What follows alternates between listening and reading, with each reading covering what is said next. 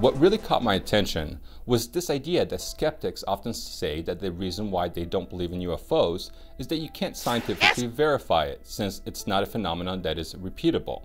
In the following segment, I would like to review the top 5 reasons why I personally think Bob Lazar is telling the truth. Of all the UFO sightings I have ever heard of, Bob Lazar may be the only one to ever actually produce not just video evidence, but one that is repeatable. Bob Lazar was able to predict the exact location and time of a UFO-like craft in Area 51, not to mention that he videotaped it with witnesses, one a former CIA pilot, John Lear. Not once, but twice. Flights of something that looks like a flying saucer over Papoose Lake. That happened 3 weeks in a row. They took people out there. I've interviewed all the witnesses who were there, and they've got it on videotape. How did he know? Bob Lazar may be the only person to date to be able to reliably reproduce proof of his claims by predicting the exact time and location of a test craft flying with the same physics we often associate with extraterrestrial crafts. Bob Lazar passed a lie detector test. Though a polygraph exam isn't foolproof in and of itself, it is however difficult to beat without proper training. Though it may be deemed only circumstantial evidence, it nonetheless supports his claims. Now, Bob Lazar made scientifically accurate predictions that were not really obvious to the scientific community at the time. In describing the physics of the craft, Bob Lazar made very clear that the fuel, the energy source of the craft, is a yet-to-be-discovered element called element 115. What is element 115? Is it found here on Earth, or is it strictly an extraterrestrial material? 115 is strictly an extraterrestrial material. It probably occurs naturally in some other places, maybe other star systems.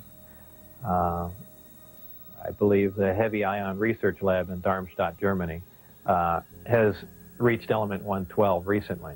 So 115 isn't that far away. Of the few possible isotope ratios that have been attempted, the element remains highly unstable.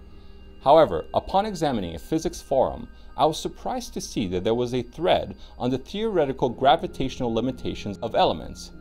Yep, you guessed it. 115 was the atomic number that the creator of the post believed to be the theoretical limit for creating a stable isotope.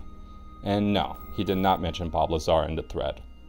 Now, aside from that, there's also the concept of how we travel through space, which Bob Lazar's description seems to be in sync with the new theoretical models for potential future space travel. Bob Lazar has never changed his story since his first revelation in 1989. That's over 3 decades. Other people have come forward and things have come to light over the last 30 years. Not to mention the unbelievable claim that there are underground installations in the surrounding Papoose Lake, a dry lake bed 50 miles south of Area 51. After the initial few interviews, Bob Lazar didn't talk much on the subject, and there was no New York bestseller to accompany his story. Frankly, what became obvious to those who knew him best was that his newfound infamy with the UFO topic in Area 51 was everything Bob wished he didn't have in life. You can only really see it from a personal perspective, how it has negatively influenced his life. What he's been through because of telling this story, which supposedly in a lot of people's mind isn't real. Yet there have been some real world consequences. In other words, there was little to gain. There simply wasn't any obvious motive for making up a fantastical story, to say the least.